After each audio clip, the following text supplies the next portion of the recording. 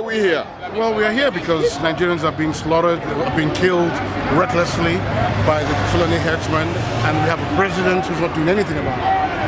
And that's why we're here. We're not happy to see the pictures we see from Nigeria, and to have the SSA to the president speak about the killing, the last killing in Enugu, was wrong.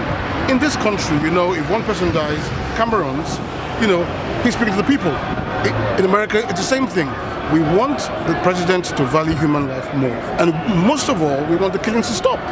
Do we know who is actually perpetrating this crime? Of course, it's crystal clear, the FULANI herdsmen. They've been doing this for a long time, but the tempo has increased. It has reached a point that it's totally unbearable and completely unacceptable. I have seen pictures of babies slaughtered, heads blown off, you know, hands chopped off, and we have a president in that country who doesn't seem to care. What are we demanding today from the president? To act, save life, save property. That's his job. That's his number one job.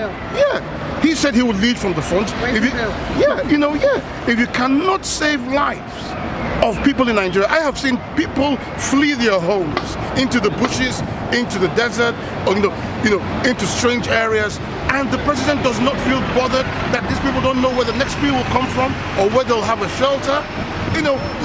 You can't rule a country like that. The onus is not just on the president, but the people that have been elected to actually represent the people. What are they saying about this in the southeast? Well, we have governors, we have people in NAS and all that. But the bottom line is, they don't control the army. They don't control the security. If the president gives an order that enough is enough, I want whoever's behind this to be fished out, I want lives to be saved, I want properties to be protected, these things will stop. Why is he busy condemning terrorism in Ivory Coast? Why is he busy talking about what happens in Turkey and other places?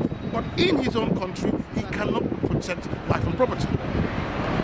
That's the big question. He's not even, we're not saying he should become Voltron. He should multiply himself and go and defend the people.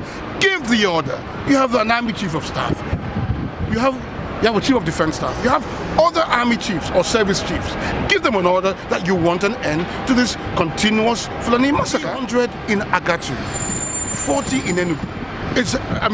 Since the year we've had at least 500, at the barest minimum, people died. It's not half the year gone. My name is Uwemiya.